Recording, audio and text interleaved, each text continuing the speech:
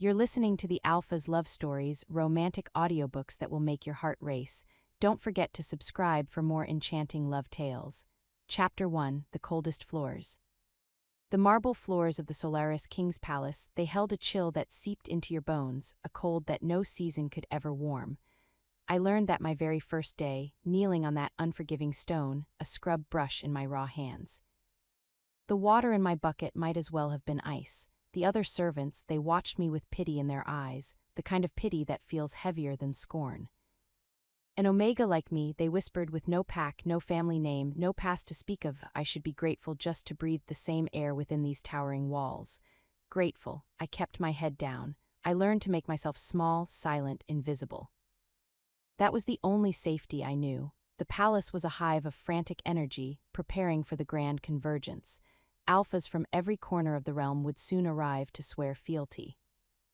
For us, the servants, it just meant longer hours, sharper voices, and the ever-watchful eye of the head housekeeper, Madame Zelda. Her gaze could strip the varnish from a table. She assigned me to the east wing, the storerooms, the forgotten corridors, the places where nobility would never deign to tread. I was relieved. Invisibility was my shield. My only friend was a gentle beta named Alara who worked in the kitchens. She tried, with her sweet smiles and shared bread, to pull stories from me, but what could I say? That I awoke 2 years ago in a rain-soaked alley with no memory, that my body was a map of scars I couldn't explain, that my screams were so violent I had to learn to scream into a pillow until my throat bled silently. No. Some wounds are too deep to show, some stories are too heavy to share. Then one mist-laden morning everything changed. Madame Zelda summoned me. Her office smelled of dried herbs and dust. She didn't look up from her ledgers. The king's personal attendant, Liana, has taken ill. You will attend his chambers until she recovers. My heart plummeted straight through the cold floor. Madame, I am not trained for such. You can clean, can't you? You can carry water, change linens. Her eyes finally met mine, glacial and sharp. Or perhaps the streets would suit you better. I hear they are familiar to you. The threat was a blade against my throat. The streets, the hunger, the cold, the predators who saw a lone Omega as easy prey. I swallowed the lump of terror. No, madame. I will do my best. See that you do. King Alistair values his privacy above all else. You are a ghost, silent, efficient. You enter at dawn to tend the fire and prepare his tea. You speak only if spoken to. Is that clear? She handed me a heavy iron ring of keys. They felt like chains. I didn't sleep that night. On my narrow cot, I listened to Alara's soft breathing and remembered the few times I'd seen King Alistair from a distance. A mountain of a man with hair like a raven's wing and eyes the color of a storm-laden sky. Power radiated from him, a palpable force that made even the proudest alphas bow their heads. They said he was a warrior who united the realms through blood and wisdom. They said he lost his mate years ago and a part of him was buried with her. They said many things, all of them sounded like warnings. When the first pale light crept into the dormitory, I rose. I braided my ashen blonde hair so tightly it ached, donned my stiffest, cleanest uniform, and gathered my supplies. My hands trembled. The water pitcher felt like it was made of lead. The palace was a tomb at that hour. My footsteps were the only sound as I climbed the grand staircase to the royal wing. Tapestries of ancient battles watched me pass. The guards at the king's door were statues carved from suspicion. The older one, a beta with a face etched by old wars, narrowed his eyes. You're the replacement, only until Liana recovers, sir, he grunted. Remember, you are a shadow. The king does not tolerate disturbances. The massive door swung open silently. I stepped inside and my breath vanished. The king's chamber was not just a room, it was a realm. Vast windows revealed the waking world, painting everything in hues of gold and lavender. It was grand, masculine, yet softened. A well-loved book lay open on a side table. A woven blanket was tossed carelessly over a chair. And on the far wall, where one would see it upon waking, hung a single, small painting of a sun-drenched meadow. Simple, alive, and in the center of it all, in a colossal bed carved with suns and wolves, lay King Alistair. He was asleep, or so I thought. My heart hammered a frantic rhythm against my ribs. He seemed younger like this. The harsh lines of command smoothed away by slumber. The covers were at his waist, revealing the powerful build of a lifelong warrior, a landscape of strength and old scars. Even in repose, he was formidable. I became a ghost. I moved to the hearth, kneeling to build the fire. Every sound was a thunderclap in the silence, the rustle of my skirt, the scratch of the flint, the greedy crackle of the newborn flames. I moved to the windows, drawing the curtains just so. Then to the adjoining alcove to prepare his tea exactly as Liana's notes dictated, black with a single drop of honey, steeped for 3 minutes precisely. I returned to place the tray on his bedside table, allowing myself one fleeting glance. His face was peaceful, his breathing deep. My task was done. I turned to leave. That's when I heard it, a sound so soft, so shattered it stopped me dead, a whimper, stifled pain trapped in his throat, his brow furrowed, his hand clenched the sheet, the knuckles white. Another sound escaped him, a low groan of pure anguish, a nightmare. Madame Zelda's orders screamed in my mind, be invisible, touch nothing, speak never, but this sound, I knew this sound. I had made this sound into 1,000 lonely pillows. I knew the terror of drowning in darkness with no one to reach for you, no one to pull you back. He was a king, but in that moment he was just a man in pain. I moved without thought. My hand, of its own volition, reached out. I gently, so gently, placed my fingers on his shoulder, a touch lighter than a sunbeam. Your Majesty, I whispered, my voice barely a breath, you are safe, it is only a dream, you are safe here. His eyes flew open, storm gray, instantly alert, and locked directly onto mine. I jerked my hand back as if burned, stumbling backward. Terror, cold and absolute, drenched me. I had broken every rule, I had touched the king. I beg your forgiveness, Your Majesty, I stammered, my voice breaking. You seemed, I only meant to, I will go. I am so sorry. I was ready to bolt, ready for his roar of fury, ready for the guards to drag me away. Wait, the single word was quiet, tired, not angry but utterly, profoundly human. I froze, my gaze nailed to the intricate patterns of the rug. What is your name? He asked. His voice was sleep-roughened, but there was a strange note in it, not curiosity but something heavier, something like recognition. Selene, Your Majesty. A silence stretched, thick and endless. Then he spoke again, and his question was a delicate, dangerous trap. Why did you do that, Selene? I forced myself to look up. He was sitting now, the blankets around him, studying me with an intensity that felt like being physically searched. But his eyes, they held no rage, only a deep, weary confusion. The truth was a stone in my throat, but I gave it to him, because I know what nightmares feel like, Your Majesty, and no one should have to face them alone. Something shifted in his stormy eyes. Something shattered and something else, something fragile, was revealed in its place.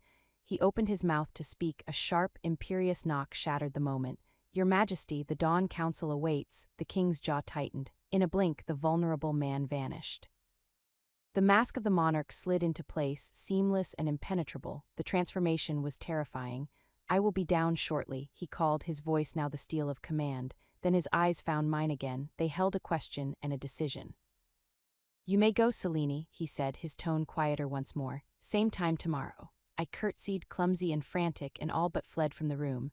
I ran until the royal wing was far behind me, then leaned against a cold stone wall, gasping for air.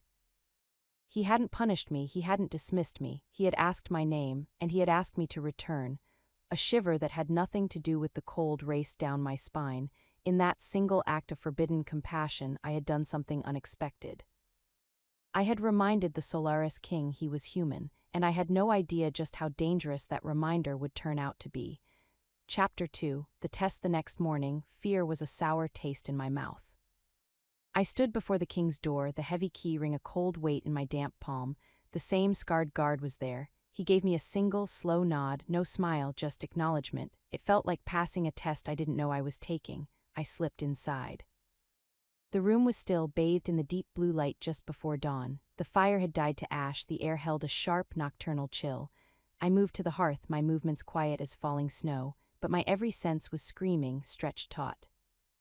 My focus was entirely on the bed, on the shadowed figure within it. He was still, too still, his breathing was even too even, a perfect rhythmic cadence that felt performed. A cold realization dripped down my spine. He wasn't asleep, he was pretending. My heart hammered against my ribs, a frantic bird in a cage. This was a new kind of fear, not fear of punishment, but fear of being observed, judged. Why would a king pretend to sleep for a maid? I did my duties. I rebuilt the fire, the new flames casting dancing, restless shadows. I adjusted the curtains, letting in a sliver of pearly light. I prepared his tea, my hands steady only through years of discipline. The entire time I felt his hidden gaze like a physical touch on the back of my neck. As I set the tray down, my eyes caught on his hand, resting atop the covers. strong, capable, yet marked by a thin, white scar across the knuckles. A story of violence long past. On impulse, before I could stop myself, I whispered into the waiting silence of the room, "May your day be peaceful, Your Majesty." I fled, but not before I saw it, the barest, slightest twitch at the corner of his mouth. I hadn't imagined it. He had been awake, and he had heard me. The following days were a strange, silent ballet. I entered, he slept. I performed my duties, he observed. A tension built in that quiet room, a wire being pulled tighter and tighter. What was he waiting for? What did he want to see? On the fourth day, the wire snapped.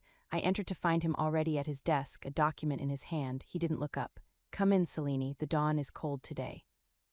I jumped, then hurried to the hearth. I could feel his eyes on me now, openly, assessing every movement. "You are not like Liana," he stated, not a question, a fact. I kept my eyes on the kindling. "I apologize if my service is lacking, Your Majesty." I did not say it was lacking. He paused. "Liana is efficient. She is also afraid of me, of this room. You," he let the word hang, "you are not." The fire caught, flames leaping to life. I used the moment to gather my courage. "I have known greater fears than powerful men, Your Majesty."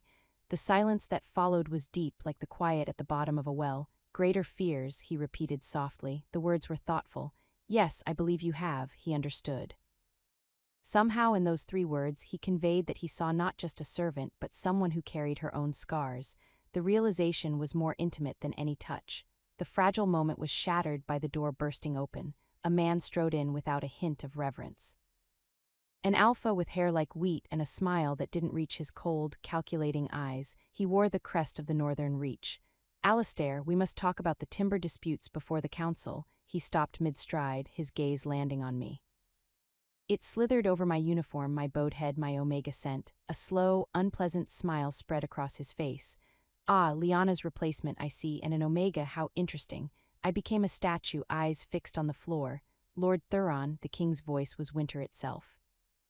"You enter my private chambers uninvited."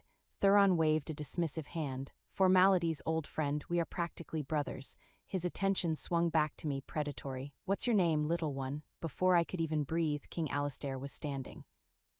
He wore only simple sleep clothes, but the authority that rolled off him made Thuron take an unconscious step back.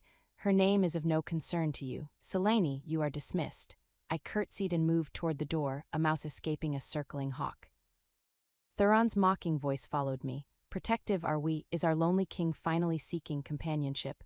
I didn't hear the king's reply. I didn't need to. The air in the hallway behind me grew thick, charged with a silent, royal fury that was more terrifying than any shout. I reached the safety of the servants' stairwell, my legs trembling. Lord Thuron's words echoed in my mind. Companionship. He had seen something. He had planted a seed of suspicion, a weapon he could use. That evening, Alara found me scrubbing pots in the scullery, my hands raw. Her face was pale. "Selene, people are talking, in the kitchens, in the halls, they're saying you've caught the king's attention." I scrubbed harder, the brush scraping against iron. "I do my duty, nothing more, but they're saying he speaks to you, that he looks at you." She lowered her voice to a terrified whisper. "With the grand convergence coming, with all the debates about Omega rights, Selene, you could be a target. For those who oppose the king, or for those who want to control him, please be a shadow." I looked at my friend, at the genuine fear in her eyes. She was right. Thuron's visit proved it. My invisibility was crumbling, and in this palace, being seen was the most dangerous thing of all. That night, my own nightmares returned with a vengeance. Not of forgotten alleys, but of cold, golden-haired men smiling with venomous smiles, and of storm-gray eyes watching me, always watching, from a throne that felt suddenly, terribly close. King Alistair was testing me, but for what? And what would happen when he finally decided I had passed, or worse, when I finally, inevitably failed? Chapter 3. The shattered mask. The air in the palace changed. It grew heavier, thick with whispers that slithered under doors and around corners. I felt them, the eyes of other servants, curious, envious, hostile. The guards at the king's door no longer looked through me, they looked at me, their gazes weighing and measuring. Madame Zelda summoned me again, her lips a thin, bloodless line. "Your favor with the king is causing talk," she said, the word favor dripping with disdain. "Discretion is not just a virtue here, girl. It is a matter of survival for you, for the stability of this household. Do you understand?" I understood. I was a spark in a room full of old, dry timber. One wrong move and everything would burn. Yet in the king's chambers at dawn, a different world existed. the pretense of sleep was gone. Now he was often awake, reading at his desk, staring into the fire, or simply sitting by the window as the world lightened. We spoke little, but the silence was no longer empty. It was a shared space, peaceful, charged with an unspoken understanding. He began to ask me small things. Does the tea taste bitter today, Selene? Or the fire is particularly warm, thank you. Simple acknowledgments that made me feel terrifyingly like a person. He left books on the side table, collections of poetry about the sea, histories of the southern stars. I never touched them, but I saw him watching to see if I would look. Then came the morning that changed everything. I entered to find chaos. Papers were strewn across the floor like fallen leaves. An ink pot lay shattered, a dark stain blooming on the priceless rug.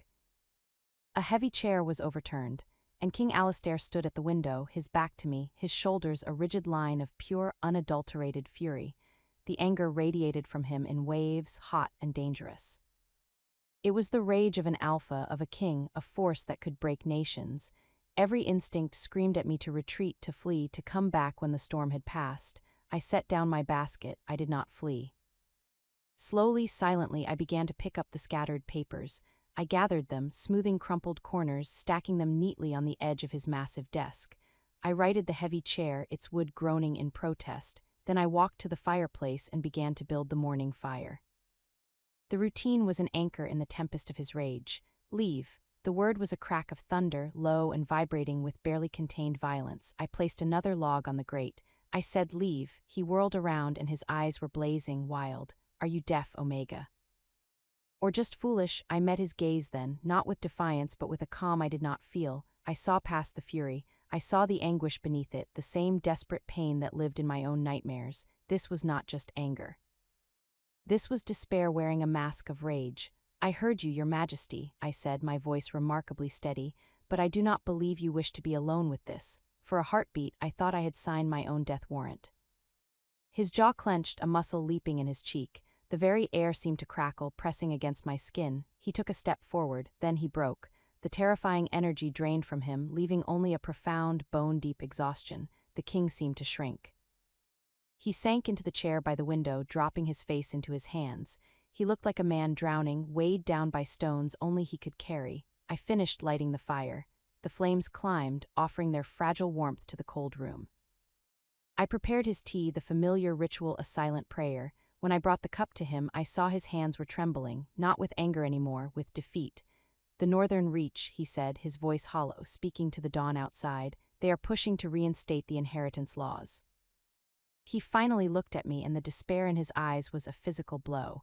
Do you know what those laws are, Selene? I knew. Every Omega knew. They were ancient, cruel edicts that treated Omegas not as citizens, but as property to be passed down through alpha families like land or silverware. Abolished 2 generations ago, they were a specter from a darker time. Lord Thuron leads the charge, Alistair continued, the name a curse. He has the numbers. If it comes to a vote at the Grand Convergence, it will pass. He gestured weakly to the scattered papers, petitions, legal arguments, desperate appeals. I have been searching all night for a solution, a loophole, a miracle. There is none. Thousands of Omegas would lose everything, their freedom, their dignity, their lives as they know them. The weight of it crushed the air from my lungs. This was the source of the shattered room. This was the dragon he'd been fighting in the dark. I knelt beside his chair. It was an unimaginable breach of protocol. I didn't care. You will find a way, I whispered with a faith that shocked me. You united the Solaris realms. You ended the border wars. You will stop this too. He let out a short, bitter sound. You have a formidable faith in a man you barely know. I know enough, I said, the words pouring out. I know you have nightmares about the people you couldn't save. I know you work until dawn for solutions. I know you sent Lord Thuron away when he looked at me like I was less than nothing. I took a shaky breath. I know you are a good king, even when being good feels like an impossible weight. He stared at me, his stormy eyes wide, as if I'd spoken in a forgotten language. How can you know that? Because bad kings, I said softly, holding his gaze, sleep soundly in their warm beds while their people suffer. They do not have nightmares. They do not shatter their own rooms in frustration.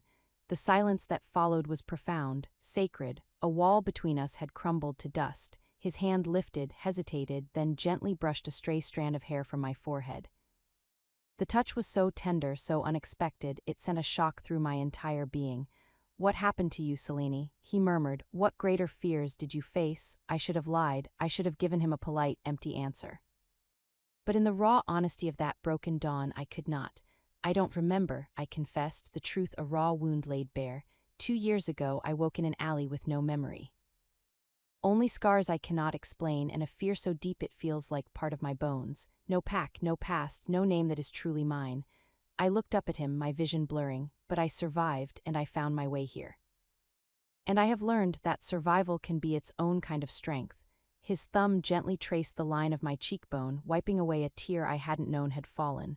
"It is more than strength," he said, his voice thick. "It is a kind of bravery I have rarely seen." The connection between us was a live wire, humming with terrifying, beautiful potential. We were a king drowning in duty and a servant haunted by oblivion, and in that moment we were simply two souls recognizing the same pain in each other. It was shattered by the inevitable knock. "Your Majesty, the Council of Trade awaits." Alistair's hand fell away.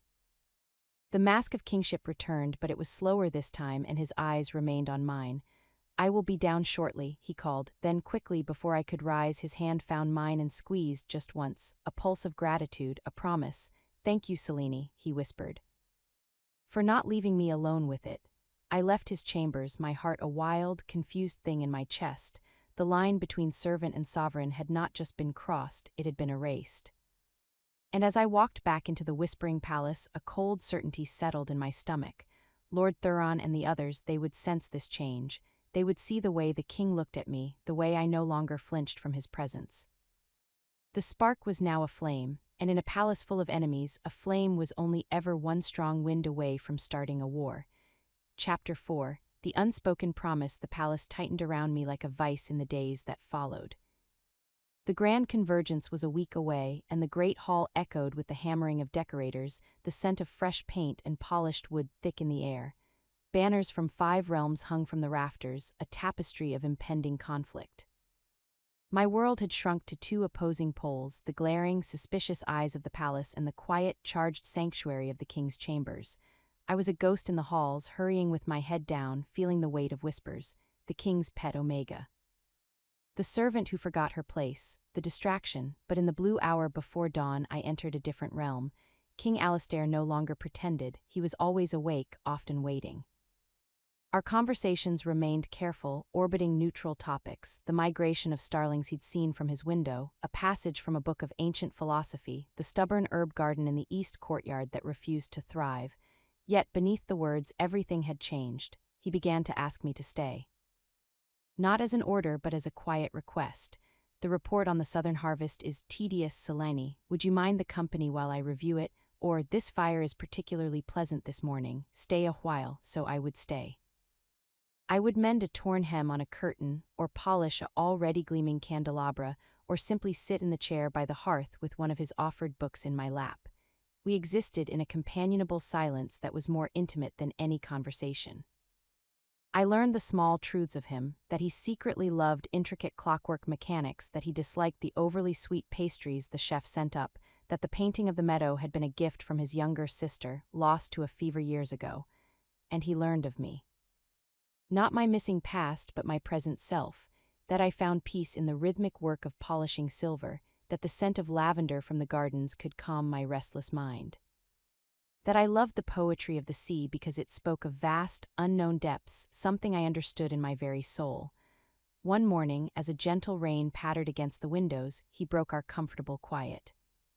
"Do you ever wonder," he asked, not looking up from his desk, "what your life would have been if your past had remained?" The question was a key turning in a locked door inside me. "Every day," I admitted softly, staring into the fire. "But wondering is a room with no exit, it leads only in circles. I have chosen to look at the door in front of me, not the one that closed behind." He was silent for a long moment. "A wise choice," he finally said, his voice rough. "Perhaps the only one that leads forward." He looked at me then, and his expression was so open, so unguarded, it stole my breath. "You have a strength that humbles me, Selene." Before I could respond, before the dangerous, beautiful thing growing between us could bloom into words, the door burst open. It was Lord Thuron, of course. He didn't knock.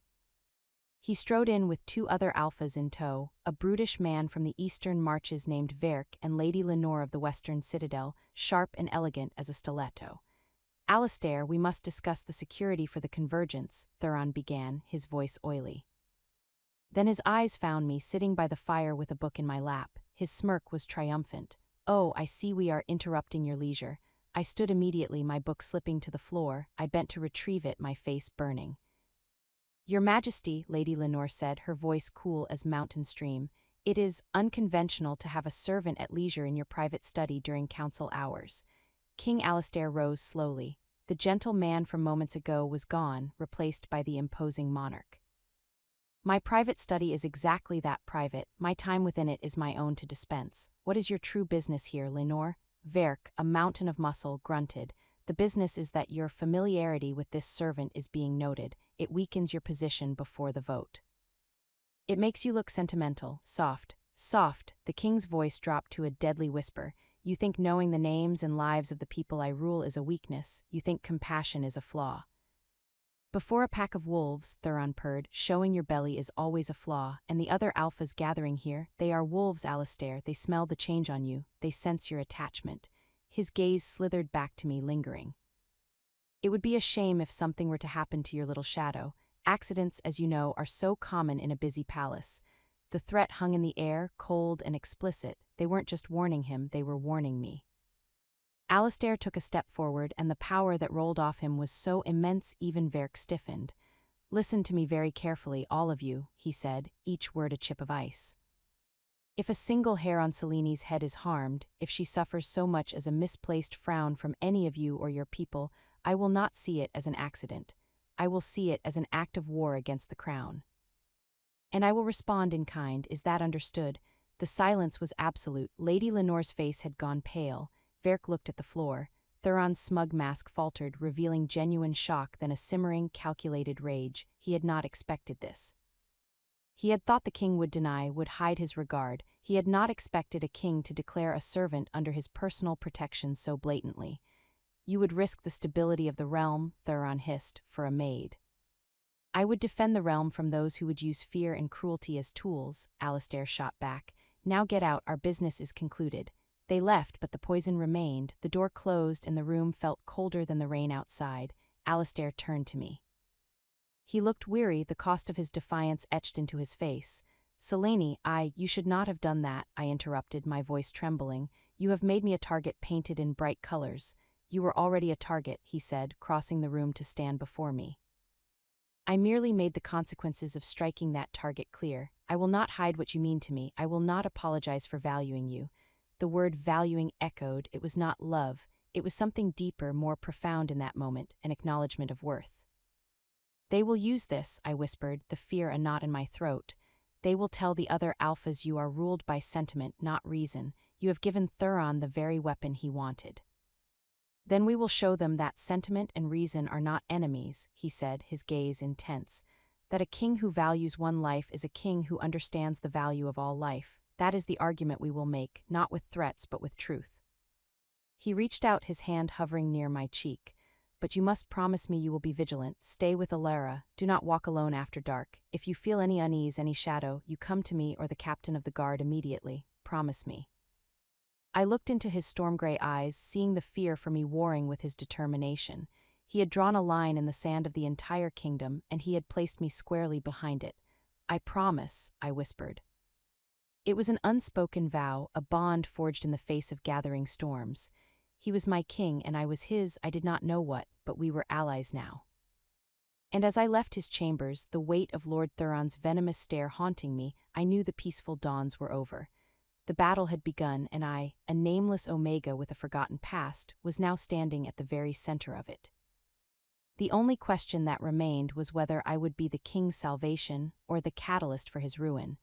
Chapter 5, The Stolen Voices. 3 days before the grand convergence, the storm broke. I was in the lower kitchens before dawn, fetching the special blend of tea leaves from the locked cabinet for the king, when the chaos erupted. Shouting from the courtyard, the urgent clang of the alarm bell, a sound not heard since a fire had threatened the grain stores 2 winters past. Alara came rushing down the stairs, her face the color of parchment. Selene, oh by the stars, Selene. She grabbed my arm, her fingers like ice. There's been an attack in the city on the Omega Quarter. My blood turned to frost in my veins. The Omega Quarter was a modest but proud neighborhood where many unattached Omegas lived and worked: bakers, scribes, healers, weavers.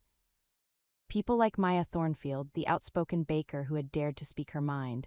What happened? My voice was a thread. Raiders in the night, they took people, Selene, they just took them. Tears streaked through the flower on Alara's cheeks. They're saying it was men from the Northern Reach, that they wore no insignia but their accents, and they were so organized. Lord Thuron's threat echoed in my mind. Accidents are so common. This was no accident. This was a declaration. A demonstration of what his proposed world would look like. Before I could process the horror, a palace guard in full livery appeared at the kitchen entrance, his face grim. Selene, you are summoned to the king's council chamber. Immediately, the walk through the palace was a nightmare. Servants huddled in whispers, their eyes wide with fear. Nobles strode past with grim, set faces. The air tasted of metal and dread. The council chamber was a cavern of tension. King Alistair stood at the head of the great map table, his fists planted on the polished surface. He was dressed for battle, though he wore no armor, just a simple, dark tunic, but his posture was that of a general. Lords Thuron, Verk, and Lady Lenore were there, along with a dozen other territorial alphas and advisors. And in the center of the room, surrounded by a protective ring of royal guards, stood a group of Omegas from the city. They were disheveled, their clothes torn, their faces etched with terror and fury.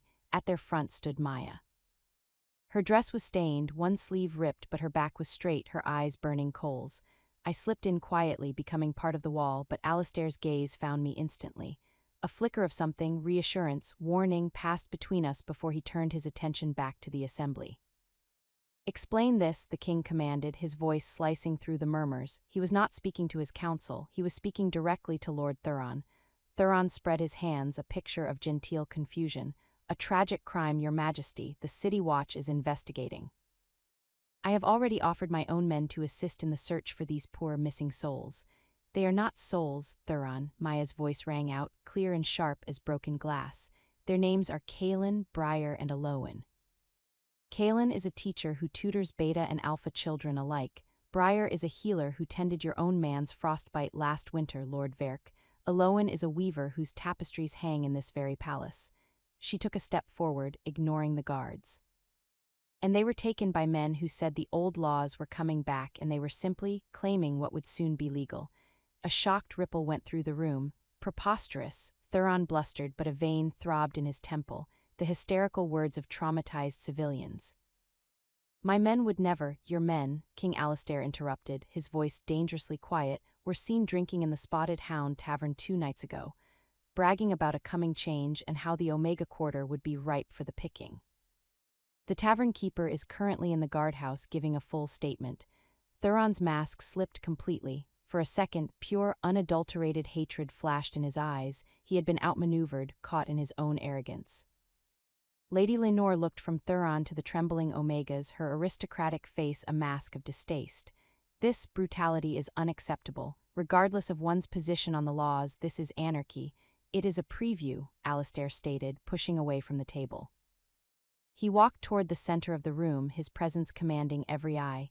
This is what the old ways truly look like, not order but license for the strong to prey on the weak, not protection but possession. He stopped before the Omegas.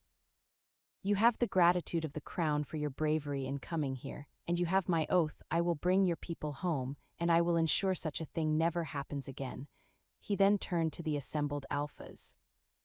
The vote on the inheritance laws is no longer an abstract debate, it is now a choice. Do you stand with the rule of law, with the safety of all citizens, or do you stand with the midnight raid, the stolen voice, the broken door? He let the question hang, heavy and damning. We will convene as planned for the grand convergence, but know this, the world is watching, history is recording, choose the side you wish to be remembered on. He gave a sharp nod to the captain of the guard. See that our guests from the city are given food, medicine, and whatever comfort they require. Post a royal guard detail on the Omega Quarter, triple the patrols. As the room erupted in chaotic conversation, Alistair's gaze found me again. He gave a slight tilt of his head toward a side door. I understood. I met him in the small antechamber, a room for private audiences. The moment the door closed, the full weight of the morning seemed to crash down on him. He leaned against the wall, running a hand over his face. "They called my bluff," he said, his voice thick with exhaustion. "They called it, and they raised the stakes with blood and fear." "You were not bluffing," I said firmly. He looked at me, his eyes haunted. "Those people, Selene, taken in the night because of a political game, because of me, because I drew a line in the sand with you on one side." "No," I said, stepping closer. My heart was a wild drum, but my voice was steady. "They were taken because men like Thuron believe might makes right. You did not create his cruelty. You revealed it, and now everyone has seen it." He reached out, his hand closing gently around my wrist. His touch was warm and anchor. "It will get worse before it gets better. Thuron is cornered. A cornered beast is the most dangerous kind." "What will you do?" I whispered. "What I should have done from the start," he said, determination hardening his features. "I will fight not just against a law, but for a vision. A Solaris where an Omega's worth is not measured by their designation, but by their character, their courage." His thumb stroked the inside of my wrist, a silent, profound acknowledgement, like yours. The door rattled with a knock. "Your Majesty, the emissary from the Southern Isles has arrived early." The moment broke. The king straightened, his public mantle settling back upon his shoulders, but he did not release my wrist immediately. "Be my eyes and ears, Selene," he murmured, "for my ears only.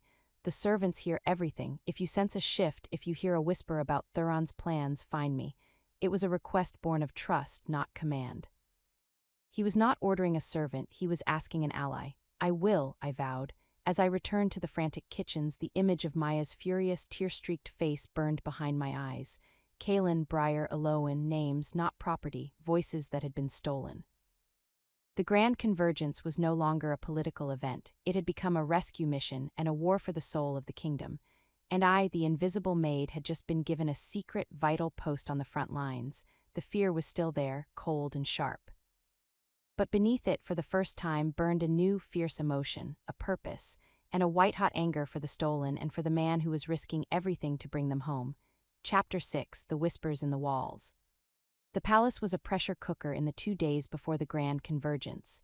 Nobility arrived in a glittering, tense stream, alphas with entourages, betas from wealthy merchant families, a few proud, watchful omegas who served as advisors or artisans. The air hummed with competing perfumes, murmured politics, and the sharp, metallic scent of fear. My new role as the king's eyes and ears transformed my world. I was no longer just cleaning the East Wing.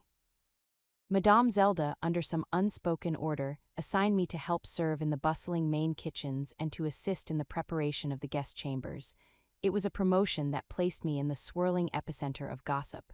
I heard everything. Leaning into the steam of the soup cauldrons, I heard a beta from the Northern Reach boast to a scullery maid about the new order coming, and how clever Omegas might find generous patrons. In the linen closet, folding sheets that smelled of lavender, I overheard 2 junior guards speculating in low tones about the missing Omegas, one suggesting they were already across the border, another muttering darkly that Thuron's men don't leave loose ends. The most dangerous whisper came from Alara herself. Her hands trembled as she peeled potatoes beside me. "Selene, I heard something from a stable boy who serves Lord Verk's horses." She glanced around, her voice dropping to a thread. He said Verk's captain was drunk last night. He said the taken ones aren't being sold, they're being kept, as is proof to be presented." My blood ran cold. "Presented when?" "At the convergence," Alara whispered, her eyes wide with horror. "As a demonstration, to show the other alphas what the reinstated laws would allow. Living proof of their rights, to break the opposition's spirit before the vote even happens." It was monstrous, a political theater of unimaginable cruelty. They weren't just hiding their crime, they were planning to weaponize it. I had to get to Alistair. But he was surrounded, a king in a gilded cage of protocol and meetings. I couldn't approach him in the open. Thuron's eyes were everywhere. My chance came in the deep of night. The palace finally slept, exhausted by its own tension. I waited until the hallways were silent, then slipped from the servants' quarters, a shadow among shadows. I knew the route to the king's private solar, a smaller, less formal room than his bedchamber, where he often worked late. A different guard stood watch here, Gareth, the older, scarred beta who had first nodded to me. He saw me approach, his hand going to his sword hilt, then relaxing as he recognized me in the dim torchlight. "Miss Selene, it is late." "I have urgent news for the king," I said, my voice barely audible, "news that cannot wait for dawn." He studied my face for a long moment, then gave a single, slow nod. He opened the door a crack. "Your Majesty, a visitor." I slipped inside. The solar was cozy, lined with books, a fire dying in the grate. Alistair was at his desk, still in his day clothes, his hair disheveled as if he'd been running his hands through it. He looked up, and the weariness in his eyes was replaced by immediate, sharp concern. "Selene, what's wrong? Are you hurt?" "No," I said quickly, closing the door behind me, "but I have learned something from the whispers." I repeated what Alara had told me, my words tumbling out in a rushed, frightened stream. As I spoke, his expression changed from concern to a cold, terrifying fury. It was not the hot rage of the shattered study. This was something deeper, older, glacial. The fury of a king whose people were being used as pawns. "A demonstration," he repeated, the word a vile thing in his mouth. He stood, pacing before the fire. "So that is his play. He will parade them before the assembly, humiliate them, to show his power and to horrify the moderates into supporting his laws just to control such barbarity." He stopped, turning to me. "You are certain of this source?" "It is a chain of whispers, Your Majesty, but the links are strong. A stable boy to my friend who has no reason to lie." "No," he agreed softly, "she does not." He came to stand before me. The firelight played over his face, highlighting the grim resolve there.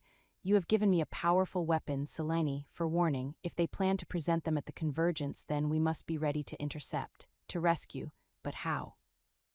I asked. "They could be hidden anywhere. The northern reach is vast." A slow, calculated smile touched his lips, the smile of a strategist seeing a path through an impossible maze. "But they are not in the northern reach, not yet. Moving 3 unwilling Omegas across borders before the convergence would be too risky. They are here, somewhere in the capital, in one of Thuron's properties or Verk S." He began thinking aloud, his mind racing. "We have 2 days. I will have Captain Rycroft mobilize the most trusted men from the city watch. We will start with the warehouses near the river that Thuron's merchants use, the old grain silos on the eastern edge of his estate." He was plotting a rescue mission under the nose of the entire gathering nobility. The risk was astronomical. "If you are caught," I couldn't finish the thought. "Then Thuron will accuse me of overstepping, of tyranny," he finished, "and he will be right in a way. But some lines cannot be respected." He looked at me, his gaze softening. "Thank you, Selene. This information, it is worth more than an army." The gratitude in his eyes was a tangible warmth in the cool room. "I am glad to help," I whispered. He was close. The space between us crackled with the urgency of the hour, with shared secrets and a trust that went deeper than rank. His hand lifted, as if to touch my face, then curled into a fist at his side, mastering the impulse. "You should go," he said, his voice rough. "Before your absence is noted, go back the way you came, be the ghost again." He managed a faint, tired smile. "My most valuable ghost." I nodded, turning to leave. "Selene," he called softly. I paused at the door. "From now on, if you have news, come to Gareth. He will know how to find me day or night. You are not to take risks alone. That is an order." It was an order wrapped in protection. "Yes, Your Majesty." I slipped back into the dark hallway, Gareth giving me another nod as I passed. The journey back to the servants' quarters felt longer, the shadows deeper, but my fear was now laced with a fierce, hopeful determination. We had a plan, we had a chance. As I lay in my narrow cot, listening to Alara's soft breathing, I replayed the look in Alistair's eyes, not just the kingly resolve but the raw human gratitude. He saw me, he trusted me. And because of a whisper passed through a chain of unseen people, a stable boy, a cook, a maid, 3 stolen voices might yet be found. The walls had ears, I had learned. And now, for the first time, the whispers in the walls were on our side. Tomorrow the hunt would begin, and the grand convergence would become a stage for a rescue, not a display of cruelty. The game had just changed, and Lord Thuron did not yet know it. Chapter 7, The Hunter in the Dark. The day before the grand convergence dawned with a deceptive calm. The palace was a masterpiece of prepared elegance, every surface polished, every garland perfectly hung. But beneath the splendor, a different machine was moving with silent, deadly purpose. I saw none of it directly, but I felt its reverberations. Captain Rycroft, a man with a face like weathered granite, appeared in the kitchens on a pretext of inspecting the security of the wine cellar. His eyes scanned the room, lingering on me for half a second longer than anyone else, a silent acknowledgement. The message was clear, the hunt was on. My role was to listen, to be the still pool that reflected every ripple. The whispers grew more frantic, more layered. In the afternoon, while delivering fresh linens to the guest wing reserved for the eastern marches, I heard raised voices behind a heavy oak door. Lord Verk's gruff bellow, "I don't care about the risk, the location is secure. They'll be moved tonight after the welcome feast when everyone is drunk on wine and ceremony." My heart stopped. Tonight, they were moving the captives tonight. I clutched the linens to my chest, forcing my feet to carry me past the door, around the corner and into an empty alcove. I leaned against the cold stone, breathing hard. I had to find Gareth. I had to get word to Alistair. But the palace was a maze of eyes. Thuron's men, dressed as servants or minor nobles, seemed to be everywhere, watching the corridors, the courtyards. It was Alara who saved me. She found me in the alcove, her face pale but set with determination. She pressed a tray into my hands. "Take this to the royal armory. They requested refreshment for the guards on duty. Go, now." The armory was in the lower levels, near Captain Rycroft's headquarters. It was a plausible errand. I took the tray, my hands trembling only slightly, and made my way down the narrow service stairs. The air grew cooler, smelling of oiled metal and stone dust. As I approached the guarded entrance to the armory hall, I saw Gareth. He was speaking with two other guards in low tones. He saw me and his eyes narrowed slightly. I walked up, holding out the tray. "Refreshments from the kitchens, sir," I said, my voice thankfully steady. He took the tray. "The men will be grateful." As his fingers brushed mine, I slipped the small, folded note I'd scribbled in the alcove into his palm. It held only 3 words, "River Docks, tonight." His hand closed around the paper without a flicker of reaction. "You may return to your duties," he said formally. I turned and walked away, every nerve screaming that I was being watched, but I made it back to the main kitchens without incident, my message delivered. The hours until the welcome feast stretched like tar. I was assigned to serve at the feast itself, a terrifying honor. I would be in the great hall, surrounded by the very wolves we were trying to outmaneuver. The hall was a breathtaking spectacle. 1,000 candles blazed, light gleaming off silver and jewels. The air was thick with the scent of roasted meat, spiced wine, and ambition. I moved along the walls with a pitcher of wine, my eyes downcast, filling goblets. I saw King Alistair on his dais, looking every inch the untouchable sovereign. He gave no sign of the tension I knew coiled within him. Lord Thuron held court at a nearby table, laughing too loudly, his eyes constantly scanning the room. He raised his goblet in a mocking toast toward the king. Alistair acknowledged it with the barest incline of his head, his expression unreadable. Then Thuron's gaze found me. It was a slow, deliberate crawl that felt like spiders on my skin. He smiled, a thin, cruel curve of his lips, and murmured something to Lady Lenore beside him. She glanced my way, her expression one of cool disdain. I felt exposed, naked. I quickly turned to refill the goblet of a portly Beta lord, using him as a shield. As the feast reached its crescendo, a bard singing a ballad of ancient battles, I saw Captain Rycroft enter from a side entrance. He made his way slowly, respectfully, to the dais and bent to whisper in the king's ear. Alistair's face remained a mask of polite attention, but I saw it, the slightest tightening of his jaw, a quick, almost imperceptible flicker in his eyes. Rycroft bowed and retreated. The message had been received, the rescue was underway, my part was done. Now all I could do was wait and pray while holding a wine pitcher in a hall full of enemies. The feast seemed to last an eternity. Laughter swelled, toasts were made, but to me it was all a grotesque pantomime happening over a silent, desperate battle in the dark. Finally, the king rose, signaling the end of the formal festivities. "My friends," he said, his voice carrying effortlessly, "tomorrow we treat with serious matters. Tonight, rest well, may your dreams be peaceful." The irony of his words, knowing what was happening at that very moment at the river docks, was almost unbearable. As the nobles dispersed, I helped clear the tables, my ears straining for any sound of commotion, any hint that the operation had gone wrong. There was nothing, only the normal sounds of a palace winding down. It was well past midnight when I finally crept back to the servants' quarters. Alara was awake, waiting for me. We didn't speak. We just sat on her cot in the dark, holding hands, 2 insignificant cogs in a vast, dangerous machine, waiting for the gears to turn and reveal whether we had helped or doomed us all. Sleep was impossible. Every creak of the old palace, every distant shout from the city felt like a verdict. Had they been in time, were Kaelin, Briar, and Aloan safe, or were they already on a barge, disappearing into the night, their fate sealing the kingdom's descent into darkness? The answers waited in the cold, silent hours before dawn. The grand convergence was tomorrow, and the world would wake to either a king's triumph or a tyrant's proof. Chapter 8: The Dawn of Reckoning. The day of the grand convergence arrived not with a fanfare but with a hushed, watchful silence. The palace awoke to a sky the color of old pewter, heavy with unshed rain. The air itself felt coiled, ready to spring. I performed my morning duties in the king's chambers by rote, my mind 1,000 leagues away, down at the fog-shrouded river docks. Alastair was already gone, preparing for the historic session. The room felt achingly empty without his quiet presence, the cheerful fire doing nothing to dispel the chill of anticipation. As I left his chambers, Gareth was at his post. As I passed, his hand moved, a subtle gesture. His thumb was pointed upward, pressed briefly against his thigh before his hand returned to his side. A tiny, secret signal. They had succeeded. The wave of relief that crashed over me was so powerful I had to lean against the wall for a moment, eyes closed. Kaelin, Briar, Aloan, they were safe. The king's men had found them. The proof was secure, but the victory was a hidden one.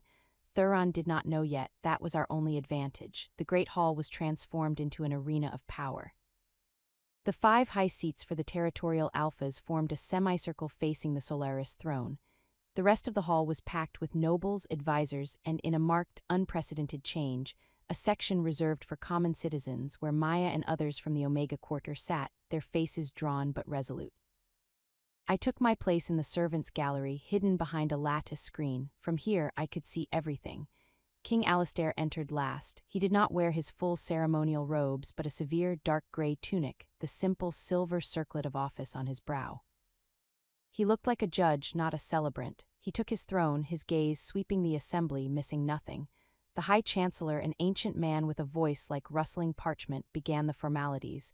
My heart hammered against my ribs. The moment was here.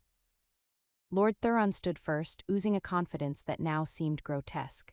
"Honored assembly," he began, his voice slick as oil, "we gather to restore balance. The so-called freedom granted to Omegas has led only to chaos, as we have so tragically seen." He gestured vaguely toward the city.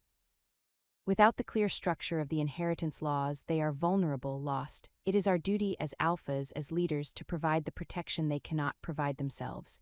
He spoke well, weaving fear with false benevolence. I saw heads nodding, especially among the older nobles. Then Maya stood from the citizens' gallery. "May I address the assembly, Your Majesty?" Her voice was clear, cutting through Thuron's oratory. Alastair nodded. "The floor recognizes Maya Thornfield of the Omega Quarter." Maya walked to the center of the hall, standing before the 5 high seats. She did not cower. "Lord Thuron speaks of protection. I will tell you what his protection looks like."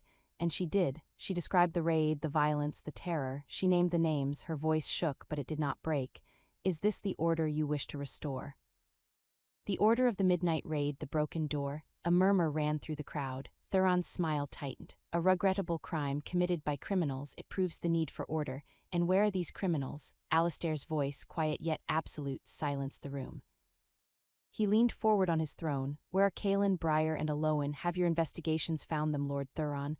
Thuron spread his hands. "The city is vast, Your Majesty. My men are searching." "They are not searching," Alastair interrupted, his voice dropping to a deadly calm.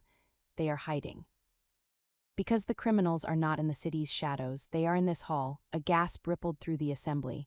Thuron's face went pale, then flushed with rage. "This is an outrageous accusation." "Is it?" Alastair stood. He was a pillar of controlled fury. "Captain Rycroft." "Bring in the witnesses." The great doors opened, and in walked Kaelin, Briar, and Aloan. The effect was electric. They were clean, dressed in simple but dignified clothes, their faces bearing the marks of ordeal but alight with defiance. They walked to stand beside Maya. The stolen voices had returned, and they were ready to speak. Chaos erupted, shouting demands, cries of shock. Thuron was on his feet, sputtering. Verk looked like he wanted to charge the dais. Lady Lenore stared, her hand over her mouth. "Silence!" Alastair's command cracked like a whip. The room fell quiet, quivering. He descended the dais, walking toward the 4 Omegas. These citizens were taken by men wearing the colors of no house but bearing the northern accent. They were held in a warehouse owned by a merchant who exclusively supplies your household, Lord Thuron. They were to be moved last night to be presented here today as what was the phrase, living proof of the new order. Thuron was cornered, his lie exposed before the entire realm. Fabrications, these creatures have been coached. This is a plot to discredit me. There is a plot, Alistair agreed, turning to face the assembly, his voice rising to fill the vaulted space.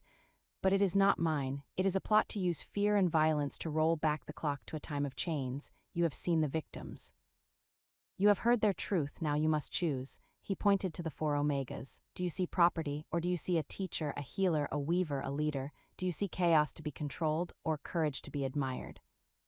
He walked back to his throne but did not sit. The inheritance laws are not about protection, they are about power, the power to own, to break, to silence. I will not allow this kingdom to be built on such a foundation. I call for a vote not on reinstating old chains but on forging new covenants. Covenants of voluntary alliance, of legal protection, of true justice for all designations. He looked at Lord Rowan of the Eastern Marches, at Lady Lenore. The choice is before you. Will you stand for the kingdom we can be, or will you cling to the cruelty we have outgrown? The silence was absolute, heavy with history. Lady Lenore rose slowly. She looked at Thuron with pure contempt, then at the four brave Omegas.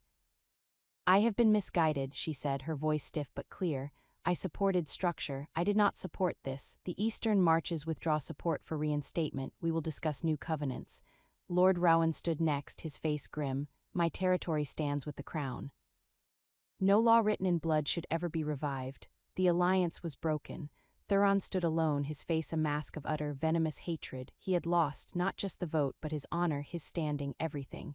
King Alistair had won.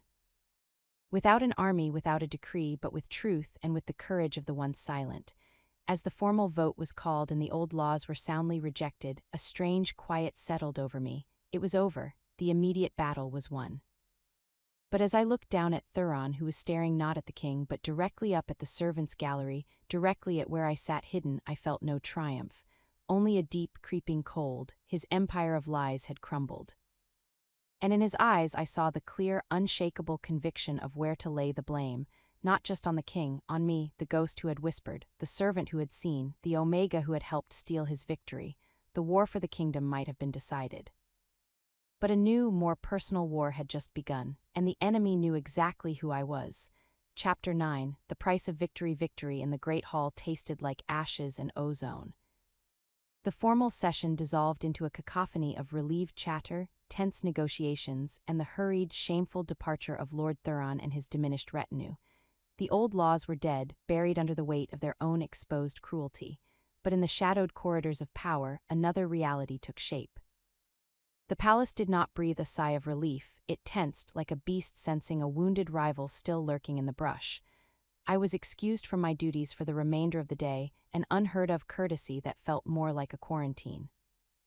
Ilara brought me a meal in our small room, her eyes wide. They're saying it was a miracle, Selene, that the king's men moved with the gods' own timing. It was no miracle, I murmured, picking at the bread. It was risk and luck and whispers. Your whispers, she said, not as a question. I didn't deny it. The secret was a weight between us, but also a bond. We had been part of it. As dusk fell, a different kind of summons came, not from Madame Zelda but from Gareth himself.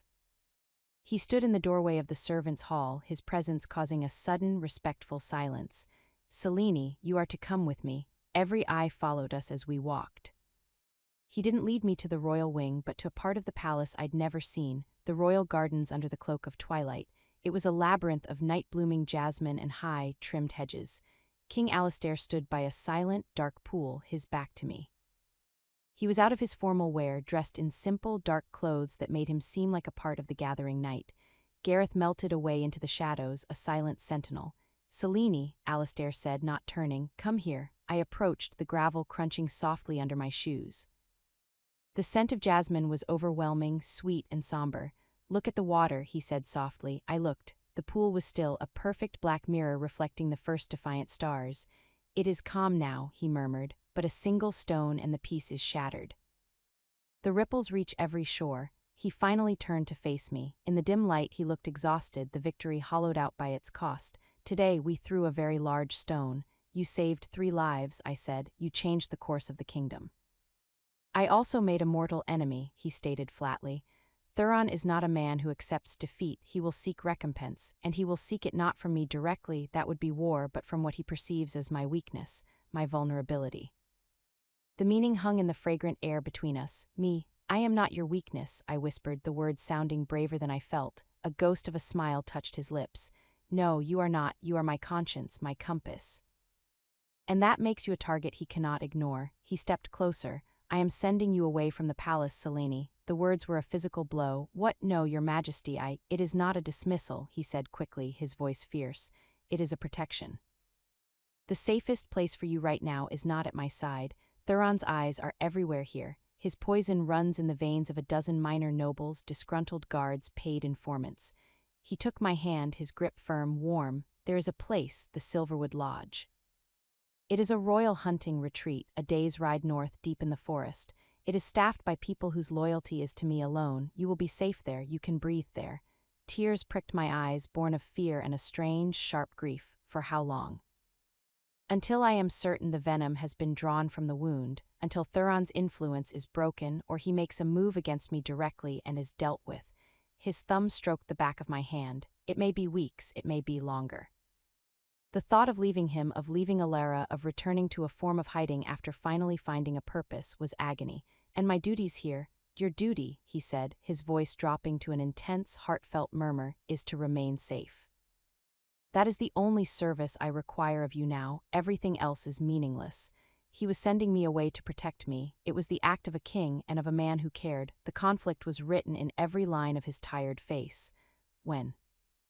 I asked, my voice small. Tonight, Gareth will escort you, a small, fast carriage. No one will know but him, the driver, and the staff at Silverwood. He reached into his tunic and withdrew a small, plain silver pin in the shape of a curling fern. Wear this. It will identify you to the lodge keeper, Arlen. He will see to all your needs. He pinned it to the simple collar of my dress himself, his fingers surprisingly deft. The metal was warm from his skin. It felt like a brand and a promise. This is not an end, Selene, he whispered, his face close to mine. In the starlight, his eyes were deep pools of sincerity and regret. This is a strategic retreat. We have won the battle, but the war for peace that is longer and fought in the shadows. I need to know you are not in those shadows. I need to know you are in the sunlight where I can picture you safe. The urge to argue, to beg to stay, died on my lips. He was right. My presence was now a weapon for his enemies. My absence would disarm them. I will go, I said, the words tasting bitter. He nodded, a look of profound relief and deeper sorrow crossing his features. Thank you. He hesitated, then did something that shattered the last of my composure.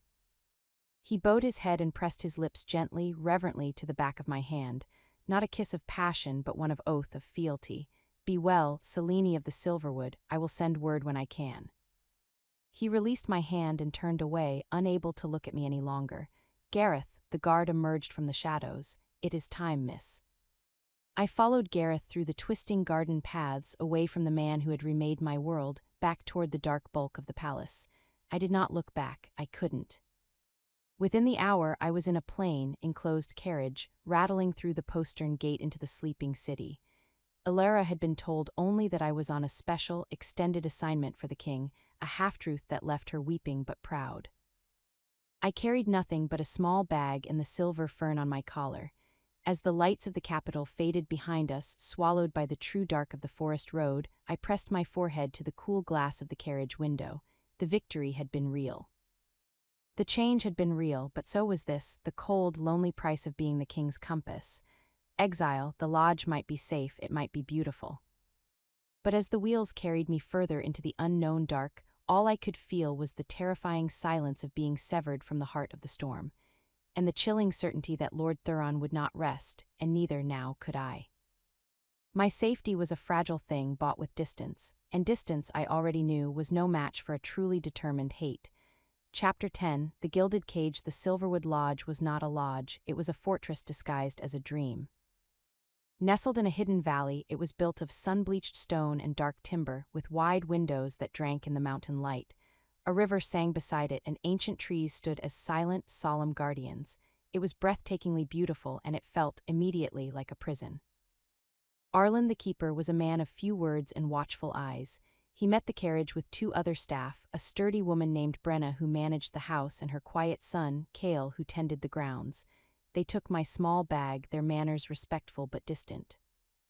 The silver fern pin was all the introduction I needed.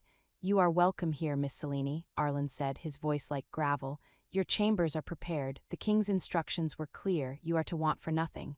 And I didn't. My room was airy and comfortable, filled with books, soft wool blankets, and a view of the waterfall that cascaded down the distant cliff face. Meals appeared simple but exquisite. The silence was profound, broken only by the wind, the water, and the occasional call of a hawk. For the first 2 days I wandered the permitted grounds, my mind a trapped bird beating against the gilded bars of my safety. Every rustle in the forest made me jump. Every distant sound of hoofbeats on the mountain road sent my heart into my throat. I was waiting for news, for danger, for an end to this suffocating peace. I missed the chaotic, vital hum of the palace. I missed Alara's constant, warm chatter. I missed the purpose of my morning duties. Most of all, with an ache that surprised me in its intensity, I missed the quiet companionship of the king's chambers at dawn, the shared silence that spoke volumes, the weight of his trust. On the 3rd day, a sealed letter arrived with a royal courier. My hands shook as I broke the wax seal, not the king's official crest, but a simple, personal mark, a stylized sun. "Cellini, I hope the mountain air is clear, and the silence a comfort rather than a burden.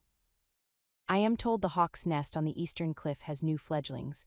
Watch for them, their first flights are a lesson in courage. Here the work begins, the committees are formed. Maya Thornfield sits on the Council of Commerce. The new covenants are being drafted, line by tedious line. It is progress, but it is slow, and every step is contested by whispers from the shadows. Thuron's allies are quieter now, but they are not gone. They watch, they wait, your absence is noted. It is a quiet question in the halls, I offer no answers. Your safety is the only answer that matters. Be well, read, walk, remember that you are not forgotten. It wasn't signed with his title, just a piece of himself sent into exile with me. I read it a dozen times, tracing the strong, slanting script. He spoke of hawks and covenants, of shadows and safety. He was telling me he was working, he was fighting, and he was thinking of me. It was a lifeline. I began to watch for the hawks. I found the books in the library, not just histories, but volumes on botany, on stars, on the architecture of distant cities. I started a small herb garden with seeds Brenna produced, my hands sinking into the dark, sweet-smelling earth. I was existing, but I was not living, I was waiting. Then, a week after my arrival, the 2nd letter came. This one was different, thicker. The courier's face was grim. "Cellini, trust Arlen absolutely. He was my father's man, and now he is mine. Show him the enclosed. Thuron has left the capital. Officially, he is convalescing at his northern estate. Unofficially, my agents have lost his trail. He has vanished. This may be a retreat, it may be a regrouping. I do not believe it is either. He is a man of action, of retaliation. His pride is a mortal wound. He will seek to cauterize it. The logic is cold and clear. He cannot strike at me directly, but he can strike at what he believes I value, to wound me, to prove my protection is worthless. You are beyond his reach at Silverwood, but others are not. Maya Thornfield's bakery was firebombed last night. She is unharmed, my guards were watching, but the message was sent. I can touch what you cherish. He is hunting. I have increased protection for all who spoke out. But the world is wide, and fear is a weapon that needs only a single, sharp point. I tell you this not to frighten you, but because you deserve the truth. You are part of this war, even from a distance. Your safety is my first priority, but your spirit must stay strong. Do not let this gilded cage become a tomb for your courage. Remember the girl who touched a king's shoulder in the dark. She is still there. Be vigilant. Trust only Arlen and Brenna.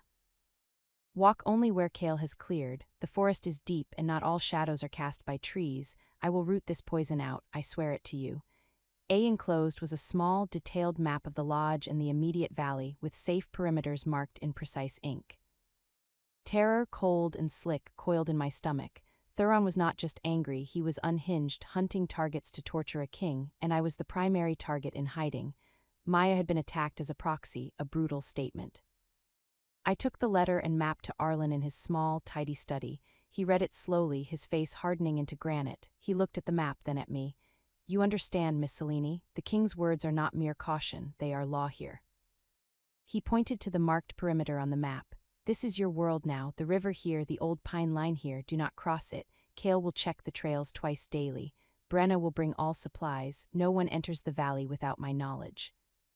Do you think he could find this place? I asked, my voice small. Arlen's eyes, the color of flint, met mine. Men like Thuron have long arms and gold buys longer ones. The king chose this place because it is defensible. But no place is a fortress if the enemy is determined enough. Our strength is secrecy and your obedience. It was the truth, stripped bare. My safety depended on my cooperation in my own imprisonment. That night, for the first time, I locked my chamber door from the inside. The beautiful view of the waterfall seemed like a potential avenue of approach. The singing river could mask the sound of approaching footsteps. The gilded cage now felt like it had very real, very fragile bars.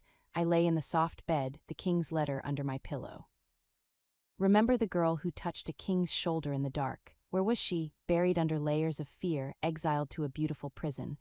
Thuron wanted to kill that girl to prove she never mattered. Alistair was fighting to protect her. And I was just waiting, letting them fight over a ghost of who I used to be.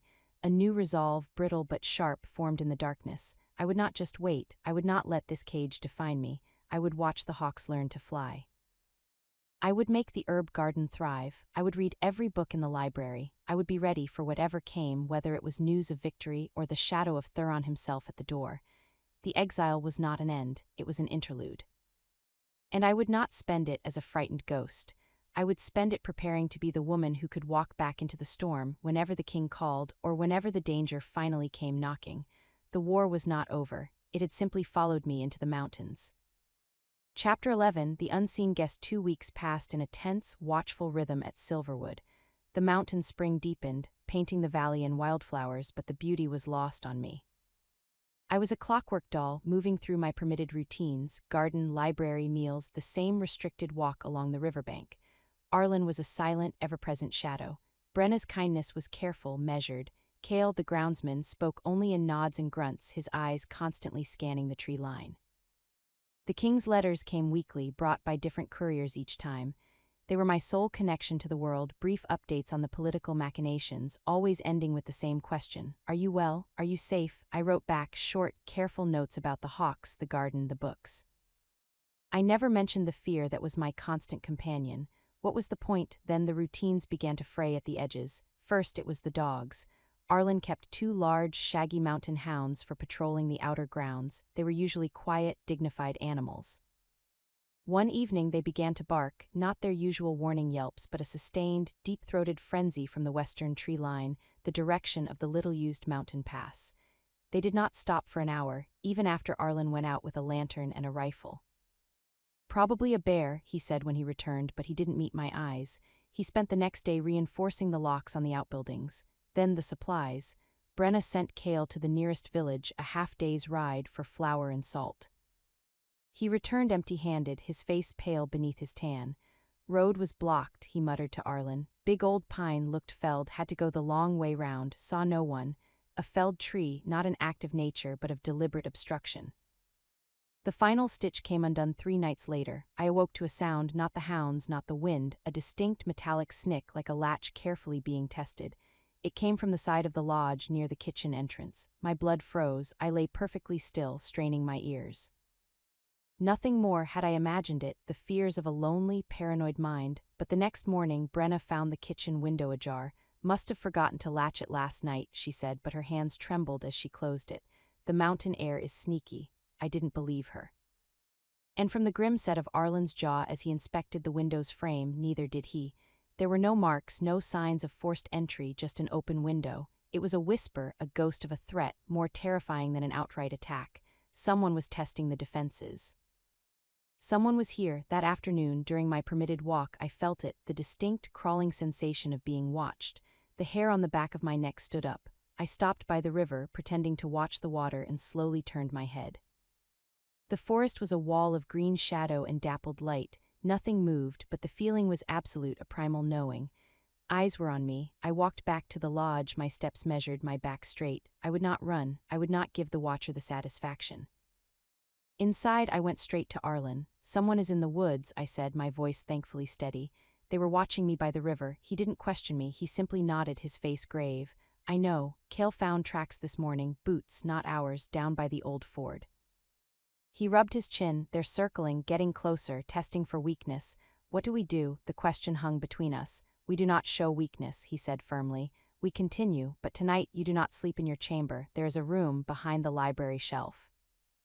A bolt hole from the old days, you will sleep there until this passes. A secret room. The reality of the danger was now a physical space with a hidden door. That night, after a tense, silent dinner, Arlen showed me. He pulled a specific, unremarkable book from a high shelf, and a section of the wall swung inward with a soft sigh. The space beyond was small, windowless, containing only a narrow cot, a pitcher of water, and a single candle. If you hear anything at all, you blow out the candle, you stay silent, and you bolt this door from the inside. He handed me a small, sharp dagger. Its hilt was cold in my hand. Do not hesitate to use it. The king's order is your life, above all else. The weight of the blade was a shocking, final confirmation. This was not just precaution, this was a siege. I spent the night in that dark, airless space, the dagger on the cot beside me, listening to the absolute silence of the hidden walls. Every creak of the old lodge above me was a potential footfall. Every sigh of the wind was a whisper at the door. I thought of Alistair, miles away, fighting a political war. He had sent me here to keep me out of the fight. But Thuron had brought the fight to me. This was the retaliation, not a direct strike at the king, but a slow, psychological torment of his prized possession. To prove he could reach me, to prove the king's protection was a paper shield, the fear was a living thing in the dark with me, but beneath it something else stirred, a cold, sharp anger. This man, this Thuron, thought he could hunt me like an animal in my sanctuary. He thought fear would make me break. He did not know the girl from the alley, the one who woke up with nothing, not even a memory. She had survived worse than shadows in the woods. She had survived the void itself. As the first gray light of dawn began to seep under the hidden door, I made a decision. I would not spend another night in this tomb. I would not let Thuron's unseen presence steal the last shreds of my peace. When Arlen opened the door, his face drawn from a night of watch, I met his eyes. He's trying to frighten me into making a mistake, I said, my voice clear in the dusty silence of the library. Into running or panicking, I won't, but we cannot just wait for him to choose his moment. Arlen frowned. What do you propose? We set a watch, yes, but we also set a trap. He wants to see me afraid, alone, so we show him what he wants to see, but on our terms. A slow, grim smile touched Arlen's weathered face. For the first time, I saw something like respect in his eyes, not for a helpless charge, but for an ally. The king said you had a spine of steel, he murmured. Tell me your plan, Miss Selene. The hunted was done hiding. It was time to turn and face the hunter in the shadows. The unseen guest was about to become the invited one, and he would not like what was on the menu. Chapter 12, The Trap in the Sunlight. The plan was simple, which Arlen said was its only virtue. Complexity bred mistakes. We would use the very thing Thuron's agent was watching for, my predictable routine. For 2 days, we performed a pantomime of normalcy, but every move was calculated. I took my afternoon walk along the riverbank at the same time, but now, Kale was concealed in a blind of brush upstream with a hunting bow. Arlen positioned himself in the lodge's high garret, a long rifle with a telescopic sight across his knees, commanding a view of the entire clearing. Brenna remained in the kitchen, a hatchet and a shrill alarm bell beside her bread dough. I was the bait. Walking slowly, visibly alone, a perfect target against the open riverbank. The first day, nothing. The forest was a silent, watching beast. The feeling of eyes on me was so intense it felt like a physical pressure, but no attack came. The watcher was cautious. The second day, the air felt different, heavier. The birdsong was muted. As I reached my usual turning point, a flat rock where I would sit and watch the water, I saw it, a flash of color that shouldn't be there. A scrap of dark blue cloth caught on a thorn bush just inside the tree line. It was fresh, not weathered. He was closer. He had moved in. My heart hammered against my ribs, a frantic drum. This was it. I forced myself to sit on the rock, to look relaxed, to trail my fingers in the cold water as I always did. Every nerve was screaming to run. I focused on the feel of the water, the sun on my neck, the letter from Alistair I had memorized. Your spirit must stay strong. A twig snapped. It wasn't loud. It was the smallest sound, but in the tense silence it was a thunderclap. It came from directly behind me, from the densest part of the undergrowth. I didn't turn, I didn't gasp. I kept looking at the water, but my hand under the surface closed around a smooth, heavy stone I had placed there earlier. Don't move, Omega. The voice was a low growl, unfamiliar, laced with malice. Just stand up, nice and slow, come into the trees. No one needs to get hurt. I remained seated, my back to him. Hurting me is the entire point, isn't it? I said, my voice remarkably calm. To send a message to the king. A moment of surprised silence. He hadn't expected conversation. Smart for a servant.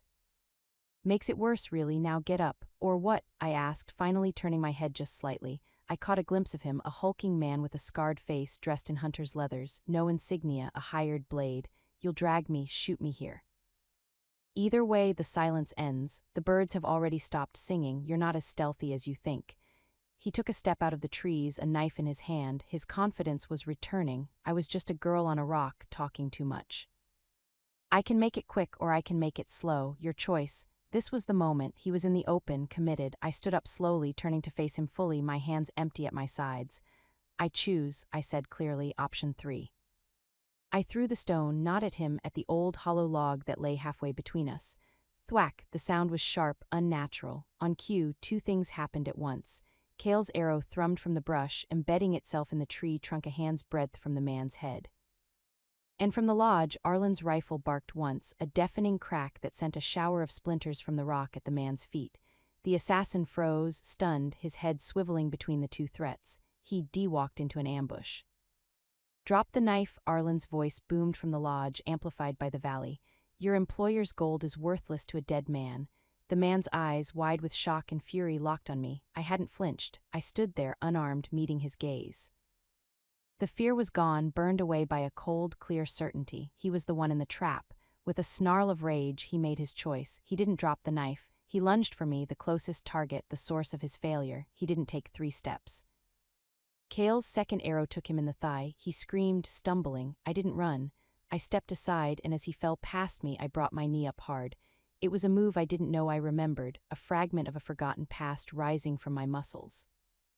He grunted in pain, hitting the ground. Arlen was there in seconds, his rifle trained on the man's head. Kale emerged from the brush, bow still drawn. Brenna stood on the lodge porch, hatchet in hand. It was over. The man hissed in pain, clutching his bleeding leg, his knife lost in the grass. He'll send others, he spat, looking at me with pure hatred. He can try, I said, my voice quiet. I looked at Arlen. What do we do with him? Arlen's expression was grim. The king will want to question him. He's proof of Thuron's treason beyond politics. He bound the man's hands tightly. Kale, fetch the cart. We'll take him to the city guard outpost in the valley. They're loyal. As they hauled the cursing, wounded man away, the adrenaline began to seep from my body, leaving me trembling. Brenna hurried over, wrapping a shawl around my shoulders. You were so brave, child, so brave. I wasn't sure if it was bravery or a desperate, survivalist fury. But we had won. We had turned the hunt back on the hunter. That evening, I sat by the hearth in the main room, the dagger still in my lap. The fear was returning, but it was a different kind, a sober understanding of how close it had been. A few seconds difference, a single mistake. Arlen returned late, his face satisfied. The guards have him. He's singing like a bird already, trying to bargain. Names, places, payments, it's a web, and Thuron is the spider at the center. This is the weapon the king needed. He looked at me with newfound respect. You were right not to hide. You drew him into the light. The king chose well in you. The praise warmed me, but my mind was elsewhere. He said Thuron would send others. And now we have his man and his secrets, Arlen said. The king will act on this swiftly. Thuron's time of slinking in shadows is over. He paused. You should rest. The danger here, it is lessened now. You can return to your chamber. I nodded, but as I walked to my room, the walls no longer felt like a prison. They felt like a fortress I had helped defend. I had not been a passive prize to be protected. I had been part of the defense. The girl from the alley, the silent maid, the exiled captive, she had fought back. I sat at the small desk and took out paper and ink. My hand was steady as I wrote. Your Majesty, the wolf came to Silverwood. We caught him. He is in the custody of the valley guards, and he has much to say about his master in the north. I am unharmed. The trap was sprung in sunlight. I remembered the girl in the dark. She is still here, and she is not afraid of shadows anymore. The cage held, but more importantly, the occupant remembered how to bite. With respect, Selene, I sealed the letter. It was not a plea for rescue or a report of fear. It was a dispatch from the front lines. I was no longer just the protected. I was a participant. And as I blew out the candle, the darkness felt familiar but not frightening. It was simply the night, and I had survived it. Go ahead, Chapter 13. The king's justice news traveled faster than a royal courier. Within 3 days of the assassin's capture, the political landscape of the capital convulsed. The confession, extracted in a guarded outpost, was a damning tapestry of names, bribes, and plots. Lord Thuron hadn't just sent a lone killer, he'd built a network of discontent, aiming to destabilize the crown through fear and assassination. The king's response was not a political maneuver, it was a lightning strike. I learned the details from Alistair's next letter, which arrived not with a single courier, but with a full contingent of royal guards. Their presence transformed the tranquil Silverwood into a temporary military camp. The letter was brief, written in a hurried, powerful scrawl. Selene. Your courage has given me the blade I needed. The web is cut. By the time you read this, Lord Thuron will be in the Black Citadel, awaiting trial for treason, conspiracy, and attempted murder. His allies are scattering like rats.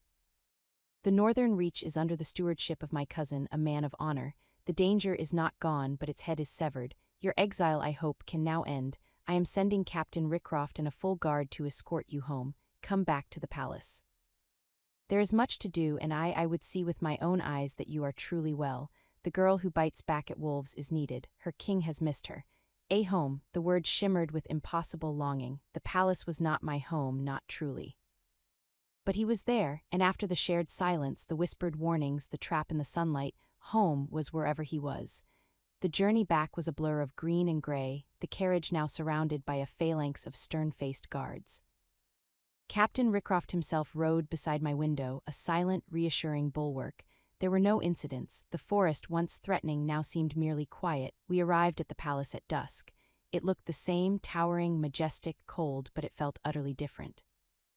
The whispering tension was gone, replaced by a purposeful, clean energy. Guards stood taller. Servants moved with a brisk confidence. The shadow of Thuron had been lifted. I was taken not to the servants' quarters, but to a spacious suite of rooms in the family wing, ones typically reserved for visiting dignitaries. There were windows that caught the evening sun, bookshelves, and a fireplace.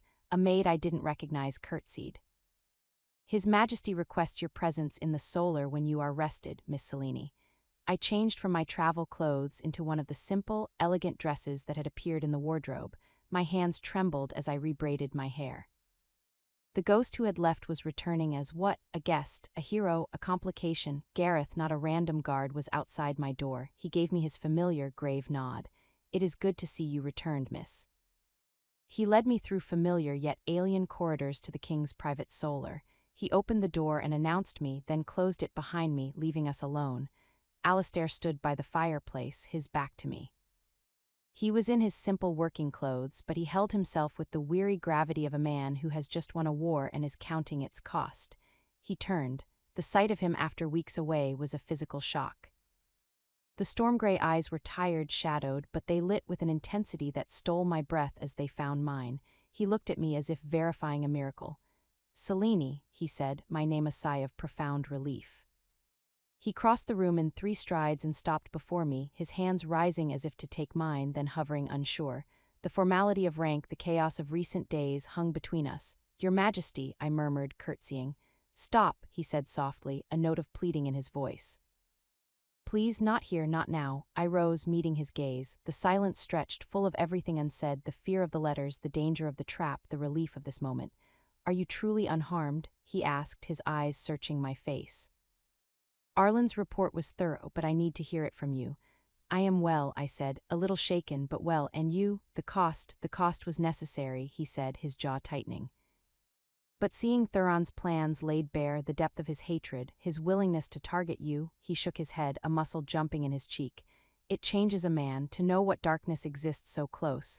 It also shows what light can withstand it, I offered gently. A faint, weary smile touched his lips. Your light. He finally reached out, his hand closing gently around mine. His touch was warm, solid, real, an anchor after weeks of turmoil. You have no idea, Selene, what your note meant. The occupant remembered how to bite. When I read that, he squeezed my hand. Pride does not begin to cover it. You turned your prison into a fortress. You gave me the key to lock away a monster. I only did what anyone would have done, I whispered. No, he said firmly, stepping closer. You did what only you could do. You were the spark that lit the fuse and the steady hand that held the line. The kingdom owes you a debt it can never repay. He was so close.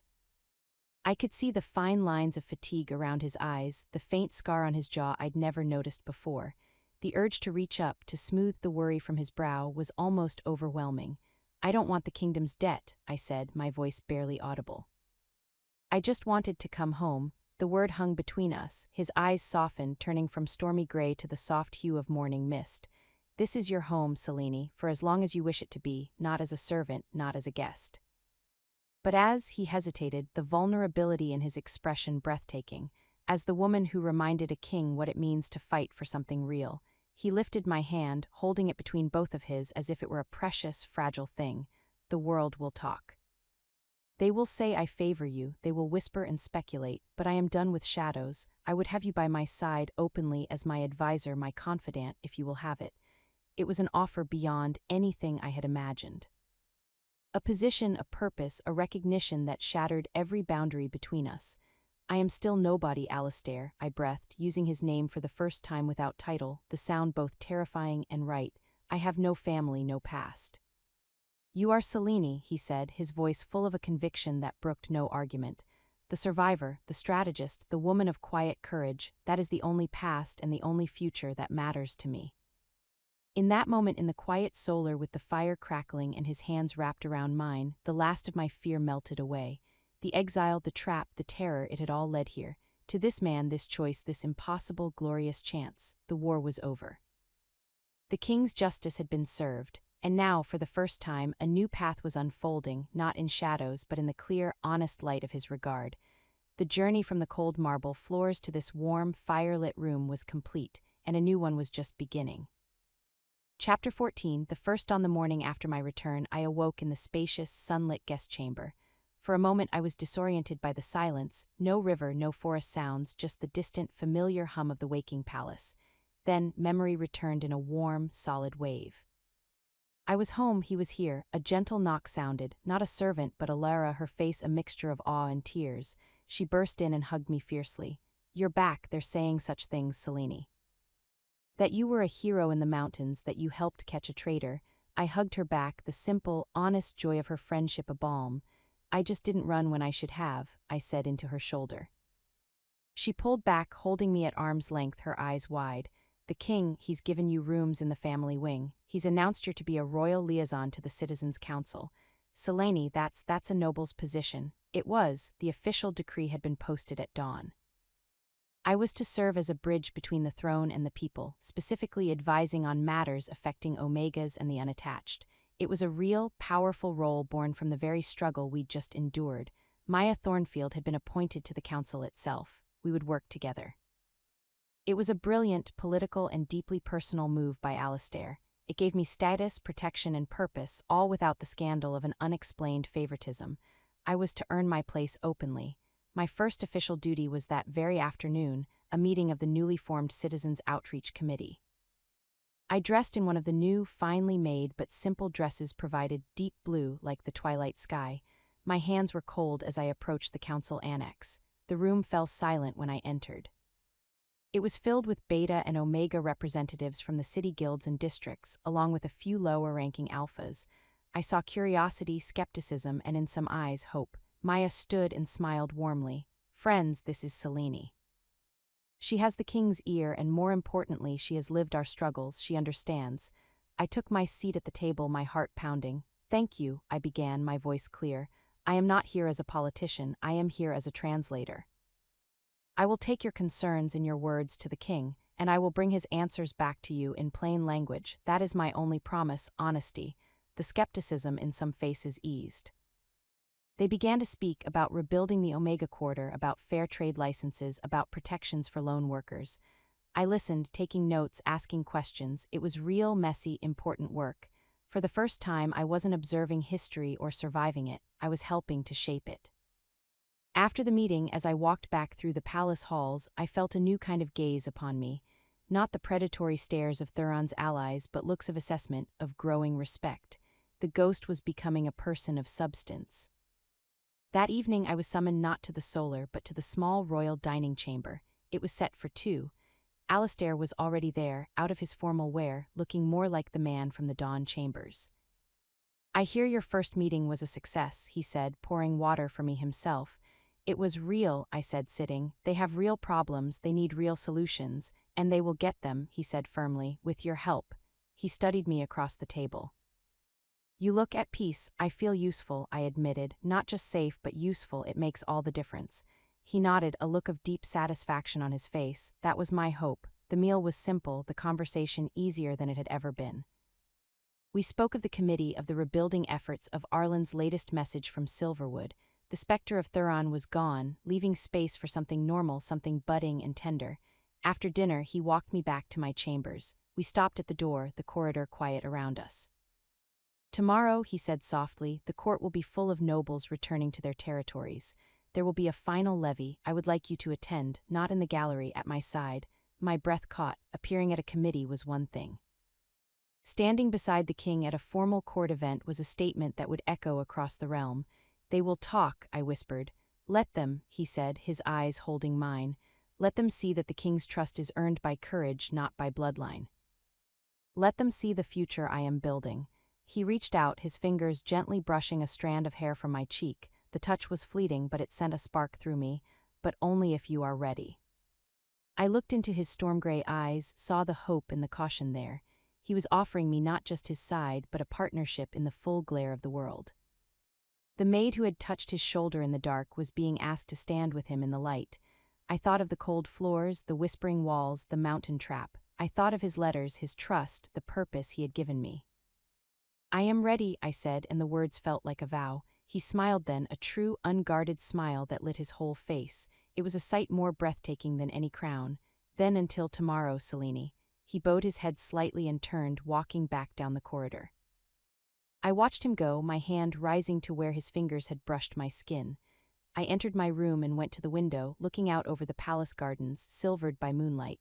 The path ahead was uncharted, fraught with challenges and eyes and endless talk. But for the first time since I'd awakened in that alley with no memory, I was not afraid of the future. I was not a ghost or a victim or a secret. I was Selene, the king's liaison, the woman who had faced a wolf and helped tame a kingdom. And tomorrow I would stand beside him, not as a servant, not as a hidden comfort, but as a partner in the dawn of a new Solaris. The cold marble floors were far behind me. The future was a wide, open sky, and I was finally ready to fly into it. The story of the maid and the king was over. The story of the advisor and the monarch, of the woman and the man who had found each other in the wreckage of fear, that story was just beginning its first, glorious chapter. Chapter 15, The Crown of Belonging. The morning of the final levy dawned clear and bright, as if the very sky approved. My chamber was filled with nervous sunlight. Alara arrived not as a fellow servant, but as a determined lady's maid, her hands steady as she helped me into the gown that had been prepared. It was not the ornate silks of a noblewoman, but a masterwork of elegant simplicity, a cascade of slate-gray velvet, the color of a determined dawn, with subtle silver embroidery at the cuffs and hem that echoed the fern pin I still wore. It was a dress of authority, not ornament. "You look like you were born to it," Alara whispered, fastening the last clasp, her eyes shining. I did not feel born to it, I felt forged by it, by the alley, the cold floors, the mountain siege. The reflection in the mirror was familiar yet transformed, the pale hair elegantly coiled, the gray eyes steady, the set of the shoulders speaking of burdens carried and lessons learned.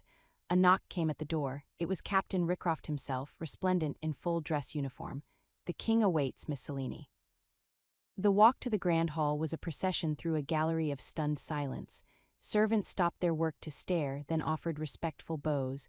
Guards stood straighter as I passed. The palace, which had once sought to make me invisible, now saw me completely. The massive doors to the grand hall stood open. Inside, the court was assembled in all its glittering, formidable glory. Territorial alphas, high betas, nobles in velvets and jewels, the power of Solaris in one cavernous room. A sea of faces turned as I appeared on the threshold. At the far end on the dais stood King Alistair. He wore the simpler silver circlet, not the heavy gold crown and robes of deep blue.